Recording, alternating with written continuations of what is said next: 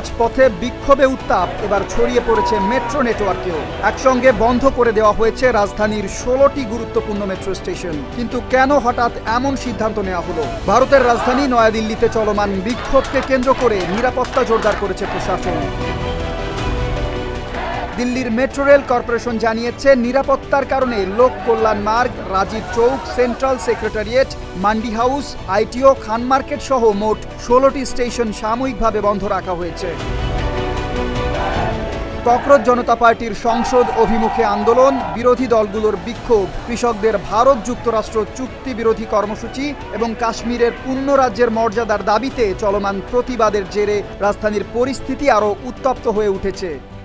RICL TMX, যুগের পর যুগ স্থাপনা থাকে মজবুত। এদিকে রাজধানীর গুরুত্বপূর্ণ সরকারি ভবন ও সংবেদনশীল এলাকায় অতিরিক্ত পুলিশ ও আধা সামরিক বাহিনী মোতায়েন করা হয়েছে। প্রশাসনের ধারণা, মেট্রো স্টেশন খোলা থাকলে আরও বেশি বিক্ষোভকারী রাজধানীতে প্রবেশ করতে পারেন। তাই সতর্কমূলক ব্যবস্থা হিসেবেই এই সিদ্ধান্ত নেওয়া হয়েছে। বন্ধ স্টেশনগুলোতে যাত্রীদের প্রবেশ ও প্রস্থান পুরোপুরি বন্ধ থাকলেও সংশ্লিষ্ট রুটে ট্রেন চলাচল অব্যাহত থাকবে। ট্রেন শুধু ওই স্টেশনগুলোতে থামবে না। দিল্লি মেট্রো কর্তৃপক্ষ যাত্রীদের অপ্রয়োজনীয় ভ্রমণ এড়িয়ে সর্বশেষ আপডেট দেখে যাত্রা করার পরামর্শ দিয়েছে। আর পরিস্থিতি স্বাভাবিক হলে ধাপে ধাপে স্টেশনগুলো পুনরায় খুলে দেওয়া হবে। Desk report, Dhaka post.